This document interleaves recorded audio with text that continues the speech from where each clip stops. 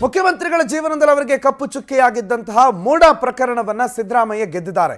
ಅಗ್ನಿ ಪರೀಕ್ಷೆಯನ್ನ ಗೆದ್ದಿದ್ದಾರೆ ಸಿಎಂ ಸಿದ್ದರಾಮಯ್ಯ. ಮೂಡ ಹಗರಣದಿಂದ ಸಿದ್ದರಾಮಯ್ಯ ಒಂದು ರೀತಿ ತಾತ್ಕಾಲಿಕವಾದಂತಹ ರಿಲೀಫ್ ಅನ್ನ ಪಡೆದುಕೊಳ್ತಾ ಇದ್ದಾರೆ. ಸಿದ್ದರಾಮಯ್ಯನವರಿಗೆ ಲೋಕಾಯುಕ್ತ ತನಿಖೆ ನಡೆಸುತ್ತಲ್ಲ, ಅದರಲ್ಲಿ ಕ್ಲೀನ್ ಚಿಟ್ ಕೊಡಲಾಗಿದೆ. ಸಿಎಂ ಮತ್ತು ಅವರ ಕುಟುಂಬ ಇದರಲ್ಲಿ ಭಾಗಿ ಆಗಿಲ್ಲ ಅಂತ ವರದಿಯನ್ನ ಕೊಡಲಾಗಿದೆ. ಈ ಮೂಲಕ ಸಿಎಂ ಸಿದ್ದರಾಮಯ್ಯನವರಿಗೆ ಪೊಲಿಟಿಕಲಿ ಒಂದು ಬಿಗ್ಗೆಸ್ಟ್ ರಿಲೀಫ್ ಸಿಕ್ಕಂಗೆ ಕಾಣ್ತಾ ಇದೆ. ಪಕ್ಷದಲ್ಲಿ ಮತ್ತಷ್ಟು ಪ್ರಬಲರಾಗ್ತಿದ್ದಾರೆ. ಸಿದ್ದರಾಮಯ್ಯನವರ ಕುರ್ಚಿ ವಿಚಾರದಲ್ಲಿ ಆಸೆ ಕಟ್ಕೊಂಡಿದ್ದಂಥ ಒಂದಿಷ್ಟು ಜನ ನಾಯಕರುಗಳಿಗೂ ಕೂಡ ಇದು ಸ್ವಲ್ಪ ಬೇಸರ ಆಗುವಂಥ ಬೆಳವಣಿಗೆ ಅಂತ ಕಾಣ್ತಾ ಇದೆ. ಕಳಂಕ ಇದ್ದಿದ್ರೆ ಕುರ್ಚಿ ಬಿಡಲೇಬೇಕಾದಂಥ ಪರಿಸ್ಥಿತಿ ಇತ್ತು, ಆದರೆ ಈಗ ಅಂಥದ್ದೇನೂ ಇಲ್ಲ.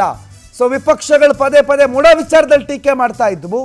ಈಗ ಲೋಕಾಯುಕ್ತ ತನಿಖಾ ಸಂಸ್ಥೆನೇ ಇಲ್ಲ, ಅದರಲ್ಲಿ ಏನು ತೊಂದರೆ ಇಲ್ಲ, ಸಿದ್ದರಾಮಯ್ಯನವರ ಕುಟುಂಬದ ಯಾವುದೇ ತಪ್ಪಿಲ್ಲ ಅನ್ನೋದನ್ನ ಉಲ್ಲೇಖ ಮಾಡ್ತಾ ಇದೆ. ಸೊ ಕಳಂಕ ರಹಿತರಾಗ್ತಿದ್ದಾರೆ ಸಿಎಂ ಸಿದ್ದರಾಮಯ್ಯ. ವಿಪಕ್ಷಗಳ ಆರೋಪ, ಈ ವಿಚಾರದಲ್ಲೂ ಆರೋಪ ಇದೆ. ಸ್ವತಂತ್ರ ತನಿಖಾ ಸಂಸ್ಥೆ ಅಲ್ಲ, ರಾಜ್ಯ ಸರ್ಕಾರದ ಅಧೀನದಲ್ಲಿ ಬರುವಂಥ ಸಂಸ್ಥೆ, ಮುಖ್ಯಮಂತ್ರಿಯೊಬ್ಬರ ಮೇಲೆ ಇದನ್ನು ಬಿಟ್ಟು ಬೇರೆ ಏನು ತೀರ್ಪು ಕೊಡಬಹುದು ಅನ್ನುವ ಬಿಜೆಪಿಯ ನಾಯಕರ ಎಲ್ಲ ಮಾತುಗಳ ನಂತರವೂ ಕೂಡ ಈಗ ಫೈನಲಿ ಲೋಕಾಯುಕ್ತ ರಿಪೋರ್ಟ್ ರೆಡಿಯಾಗಿದೆ. ಕ್ಲೀನ್ ಚಿಟ್ ಸಿಗ್ತಾ ಇದೆ. ಪತ್ನಿಗೆ 14 ಸೈಟ್ ಏನು ಕೊಡಲಾಗಿತ್ತು, ಅದು ಅಕ್ರಮ ಪ್ರಭಾವವನ್ನು ಬಳಸಲಾಗಿತ್ತು ಅಂತ ಹೇಳಲಾಗಿತ್ತು. ಮತ್ತು ಈ ಮೂಡ ಅಕ್ರಮದಲ್ಲಿ ಸಿದ್ದರಾಮಯ್ಯನವರು ಭಾಗಿಯಾಗಿದ್ದಾರೆ ಅಂತ ಹೇಳಲಾಗಿತ್ತು. 14 ಸೈಟನ್ನು ನಿಯಮವೀರಿ ಅವರು ಪಡೆದುಕೊಂಡಿದ್ರು ಅಂತ. ಸಿದ್ದರಾಮಯ್ಯನವರ ಪತ್ನಿ ಹೆಸರಲ್ಲಿದ್ದಂತಹ 3 ಎಕರೆ 16 ಗುಂಟೆ ಜಮೀನನ್ನು ವಶಕ್ಕೆ ಪಡ್ಕೊಂಡು 14 ಸೈಟನ್ನು ಕೊಟ್ಟಿದ್ದೇ ವಿವಾದ ಆಗಿದ್ದಂಥದ್ದು. ಇದು ಸಿದ್ದರಾಮಯ್ಯನವ್ರಿಗೊಂದು ದೊಡ್ಡ ಕಳಂಕ ಆಗಿತ್ತು. ನಿಗದಿತ ಬೆಲೆಗಿಂತ ಹೆಚ್ಚು ಮೌಲ್ಯದ ಸೈಟನ್ನು ಸಿದ್ದರಾಮಯ್ಯನವರು ಕೊಡಲಾಗಿದೆ. ಸಿದ್ದರಾಮಯ್ಯನವರು ಎಲ್ಲೋ ಯಾವುದೋ ಒಂದು ಊರಲ್ಲಿ ಸೈಟ್ ಕೊಟ್ಟು ಮೈಸೂರಿನ ಕೇಂದ್ರ ಭಾಗದಲ್ಲಿ ಅಥವಾ ಹೃದಯ ಭಾಗದಲ್ಲಿ 14 ಸೈಟ್ಗಳನ್ನು ಪಡ್ಕೊಂಡಿದ್ದಾರೆ. ಅಲ್ಲಿನ ವ್ಯಾಲ್ಯೂಗಿಂತ 4-5 ಪಟ್ಟು ಜಾಸ್ತಿ ವ್ಯಾಲ್ಯೂವಿನ ಸೈಟ್ ಅವ್ರಿಗೆ ಕೊಡಲಾಗಿದೆ ಅನ್ನುವ ಎಲ್ಲ ಆರೋಪಗಳ ನಡುವೆ ಸಾಕ್ಷ್ಯಾಧಾರಗಳಿಲ್ಲ. ಸಾಕ್ಷ್ಯಾಧಾರಗಳ ಕೊರತೆಯಿಂದ ಸಿದ್ದರಾಮಯ್ಯನವರ ಕುಟುಂಬ ಇದರಲ್ಲಿ ಭಾಗಿಯಾಗಿದೆ ಅಂತ ಹೇಳೋದಕ್ಕಾಗೋದಿಲ್ಲ ಅಂತ ಲೋಕಾಯುಕ್ತ ಬಿ ರಿಪೋರ್ಟ್ ಸಲ್ಲಿಕೆ ಮಾಡೋದಕ್ಕೆ ರೆಡಿ ಮಾಡಿಕೊಂಡಿದೆ. ರೂಪೇಶ್ ಈ ಬಗ್ಗೆ ಮಾಹಿತಿಯನ್ನು ಕೊಡ್ತಾರೆ, ನೇರ ಸಂಪರ್ಕದಲ್ಲಿ ಜಾಯ್ನ್ ಆಗಿದ್ದಾರೆ. ರೂಪೇಶ್, ಇದು ನಾವು ನಿಗದಿತ ಅಂತ ಹೇಳ್ಬೋದಾ, ಇದನ್ನೆಲ್ಲ ನಾವು ನಿರೀಕ್ಷೆ ಮಾಡಿದ್ವಿ ಅಂತ ಹೇಳ್ಬಹುದಾ, ಅಥವಾ ಸಿದ್ದರಾಮಯ್ಯನವರದ್ದು ತಪ್ಪೇ ಇಲ್ವಾ, ಏನಿದೆ ಲೋಕಾಯುಕ್ತ ವರದಿಯಲ್ಲಿ ರೂಪೇಶ್? ಪ್ರಣೋತ್, ಈ ಒಂದು ಮೂಡ ಪ್ರಕರಣವನ್ನ ಲೋಕಾಯುಕ್ತ ತನಿಖೆ ಮಾಡ್ತಿದ್ದಾಗಲೇ ಒಂದು ಕೋರ್ಟ್ಗೆ ಮತ್ತೊಂದಿಷ್ಟು ಅರ್ಜಿ ಸಲ್ಲಿಸಲಾಗುತ್ತೆ, ತಕರಾರು ಅರ್ಜಿ ಸಲ್ಲಿಸಲಾಗುತ್ತೆ.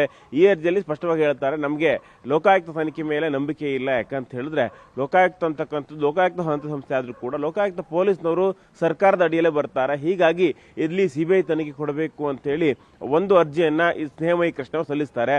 ಈ ಅರ್ಜಿ ಸಂಬಂಧಪಟ್ಟಂತ ತೀರ್ಪು ಬರುತ್ತೆ. ಆವಾಗ ಲೋಕಾಯುಕ್ತ ಹಂತ ಸಂಸ್ಥೆ ಅಲ್ಲ ಅಂತ ಹೇಳಿ ಆಗೋದಿಲ್ಲ. ಹೀಗಾಗಿ ಲೋಕಾಯುಕ್ತ ಪ್ರೊಸೀಜರ್ ಸರಿಯಾಗಿ ಮಾಡ್ತಾ ಇದೆ, ಮಾಡ್ಲಿ ಬಿಡಿ ಅನ್ನೋಂಥದ್ದನ್ನ ಹೇಳಿದ್ರು. ಅದಾದ ಬಳಿಕ ಸಿಎಂ ಸಿದ್ದರಾಮಯ್ಯನಿಗೆ ಮೊದಲ ರಿಲೀಫ್ ಸಿಕ್ತು. ಇದೀಗ ಲೋಕಾಯುಕ್ತ ಒಂದು ವರದಿಯನ್ನು ಸಿದ್ಧಪಡಿಸಿಕೊಂಡಿದೆ. ಯಾಕಂತ ಹೇಳಿದ್ರೆ ಮೂಡ ಸಂಬಂಧಪಟ್ಟಂತೆ ಚಿಕ್ಕ ಪ್ರೊಸೀಜರ್ ಲ್ಯಾಬ್ಸ್ಗಳು, ಯಾಕಂತ ಹೇಳಿದ್ರೆ ಈ ಪ್ರೊಸೀಜರ್ ಮೂಲಕ ಕೊಡಬೇಕಾಗಿತ್ತು, ಈ ಮಾನದಂಡದ ಮೂಲಕ ಕೊಡಬೇಕಿತ್ತು, ಆ ಮಾನದಂಡ ಬಡಿಸಲಾಗಿದೆ ಅಂತ ಹೇಳಿದ್ರು ಕೂಡ ಇದರಲ್ಲಿ ಅಪರಾಧೀಕರಣ ಮಾಡ್ಲಿಕ್ಕೆ ಆಗೋದಿಲ್ಲ ಅನ್ನೋದು ಕನ್ಕ್ಲೂಷನ್ಗೆ ಇಲ್ಲಿ ಲೋಕಾಯುಕ್ತ ಬಂದಂತ ಕಾಣ್ತಾ ಇದೆ. ಹೀಗಾಗಿ ಸ್ನೇಹಮಯ ಕೃಷ್ಣ ಅವರು ಹೇಳಿದೆ, ಇಲ್ಲಿ ನಿಮ್ಗೆ ಆರೋಪನ ಮಾಡೋದಲ್ಲ A1 ಸಿದ್ದರಾಮಯ್ಯ, A2 ಇಲ್ಲಿ ಪಾರ್ವತಿ ಸಿದ್ದರಾಮಯ್ಯ, ಅದೇ ರೀತಿಯಾಗಿ ಮಲ್ಲಿಕಾರ್ಜುನ ಸ್ವಾಮಿ A3 ಇದ್ದಾರೆ. ಅದಾದ ದೇವರಾಜ್ ಅವರು ಜಮೀನು ಕೊಟ್ಟವರು. ಹೀಗಾಗಿ ಇವ್ರು 4 ವಿರುದ್ಧವಾಗಿ ಸಾಕ್ಷಿಗಳಿಲ್ಲ. ಹೀಗಾಗಿ ಸಂಬಂಧಪಟ್ಟಂತ ನಾವು ವರದಿಯನ್ನು ಸಲ್ಲಿಸ್ತಾ ಇದ್ದೇವೆ, ಮ್ಯಾಜಿಸ್ಟ್ರೇಟ್ಗೆ ತಕರಾರರು ತಕರಾರನ್ನ ಸಲ್ಲಿಸಿ ಅಂತೇಳಿ ಸ್ನೇಹಮಯಿ ಕೃಷ್ಣ ಅವರು ಹೇಳಿದ್ದಾರೆ. ಈ ಮೂಲಕವಾಗಿ ಸಿಎಂ ಸಿದ್ದರಾಮಯ್ಯಗೆ ಬಿಗ್ ರಿಲೀಫ್ ಸಿಕ್ಕಿದೆ ಅಂತೇಳಿ ಹೇಳ್ಬೋದಾಗಿದೆ. ಯಾಕಂತ ಹೇಳಿದ್ರೆ ಈಗ ಒಂದೊಂದೇ ಮೆಟ್ಟಿಲುಗಳೇ ಸಿಎಂ ಸಿದ್ದರಾಮಯ್ಯನವರಿಗೆ ಸಂಬಂಧಪಟ್ಟ ಸಾಕಷ್ಟುಗಳು ರಾಜಕೀಯ ದಾಳಿಗಳಾಯಿತು. ರಾಜಕೀಯವಾಗಿ ಸಿಎಂ ಸಿದ್ದರಾಮಯ್ಯ ಮೇಲೆ ಸಾಕಷ್ಟು ಅಲಿಗೇಷನ್ ಮಾಡಿದ್ರು. ಹೀಗಾಗಿ ಸ್ವಲ್ಪ ಪ್ರಮಾಣದಲ್ಲಿ ಸಿಎಂ ಸಿದ್ದರಾಮಯ್ಯನವರಿಗೆ ರಿಲ್ಯಾಕ್ಸೇಷನ್ ಸಿಕ್ಕಿದೆ. ಯಾಕಂತ ಹಂತವಾಗಿ ಸಿಎಂ ಸಿದ್ದರಾಮಯ್ಯ ಜಯ ಸಿಗ್ತಾ ಇದೆ. ಸಂಪೂರ್ಣ ಜಯನ ಅಂತ ಕೇಳಿದ್ರೆ ಸಂಪೂರ್ಣ ಜಯ ಅಲ್ವೇ ಅಲ್ಲ. ಯಾಕಂತ ಹೇಳಿದ್ರೆ ಈಗ ಲೋಕಾಯುಕ್ತ ಅವರು ಕೋರ್ಟ್ಗೆ ವರದಿಯನ್ನು ಸಲ್ಲಿಸ್ತಾರೆ, ಕೋರ್ಟ್ ಇದು ಸಂಬಂಧಪಟ್ಟ ಪರಿಶೀಲನೆ ಮಾಡುತ್ತೆ. ಈ ಸಂದರ್ಭದಲ್ಲಿ ಸ್ನೇಹಮಯ ಕೃಷ್ಣ ಅಥವಾ ಸ್ನೇಹಮಯ ಕೃಷ್ಣ ಪರ ವಕೀಲರು ಒಂದು ವಾದವನ್ನು ಮಾಡಬಹುದು. ಯಾಕೆ ಪ್ರೊಸೀಜರ್ ಲ್ಯಾಬ್ಸ್ಗಳು, ಯಾಕಂತ ಹೇಳಿದ್ರೆ ನಾವು ಈ ಸಾಕ್ಷ್ಯ ಕೊಟ್ಟಿದ್ವಿ, ಈ ಸಾಕ್ಷ್ಯವನ್ನು ಪರಿಗಣಿಸಿಲ್ಲ, ಹೀಗಾಗಿ ಈ ಸಾಕ್ಷ್ಯ ಪರಿಗಣಿಸದಿರೋ ಕಾರಣಗೋಸ್ಕರ ಸಾಕ್ಷ್ಯ ಸಿಕ್ಕಿಲ್ಲ ಅಂತ ಹೇಳ್ತಾ ಇದ್ರಿ. ಹೀಗಾಗಿ ಈ ಸಾಕ್ಷಿಯನ್ನು ಪರಿಗಣಿಸಬೇಕಿತ್ತು, ಈ ಒಂದು ದಾಖಲೆಗಳನ್ನು ಪರಿಗಣಿಸಬೇಕಿತ್ತು, ಈ ಹೇಳಿಕೆಯನ್ನು ದಾಖಲಿಸಬೇಕಿತ್ತು, ಸಿಎಂ ಸಿದ್ದರಾಮಯ್ಯ ನೋಟಿಸ್ ಅನ್ನು ಕೊಡಬೇಕಿತ್ತು. ಅದೇ ರೀತಿಯಾಗಿ ಬೇರೆ ಬೇರೆ ಯಾರೆಲ್ಲ ಹೆಸರು ಬಂತಲ್ವಾ ಅವರೆಲ್ಲರೂ ಕೂಡ ವಿಚಾರಣೆ ಕರಿಬೇಕಿತ್ತು. ಈ ರೀತಿಯಾಗಿ ಒಂದಿಷ್ಟು ಇಷ್ಟು ಮಾಹಿತಿಗಳನ್ನು ಅಥವಾ ಇಷ್ಟು ವಾದಗಳನ್ನು ಮಾಡಬಹುದು. ಆದರೆ ಕೋರ್ಟ್ ಫೈನಲ್ ಏನನ್ನು ಪರಿಗಣಿಸುತ್ತೆ? ಲೋಕಾಯುಕ್ತ ತನಿಖೆ ಮಾಡಿ ಸರಿ ಇದೆ ಅಂತ ಹೇಳುತ್ತಾ, ಅಥವಾ ಲೋಕಾಯುಕ್ತದ ಪ್ರೊಸೀಜರ್ ಲ್ಯಾಬ್ಸ್ಗಳನ್ನ ಏನು ಎತ್ತಿ ಹಿಡಿತದೆ ಅನ್ನೋದು ನೋಡಬೇಕಾಗುತ್ತೆ. ಎಲ್ಲಾದ್ರೂ ಕೋರ್ಟ್ಗೆ ಕನ್ವಿನ್ಸ್ ಆಗಿ ಲೋಕಾಯುಕ್ತ ಕೆಲಸ ಮಾಡಿಲ್ಲ ಅಂತೇಳಿ ಕನ್ವಿನ್ಸ್ ಆದ್ರೆ ಮತ್ತೆ ಪುನಃ ಸಿಎಂ ಸಿದ್ದರಾಮಯ್ಯ ಸಂಕಷ್ಟ.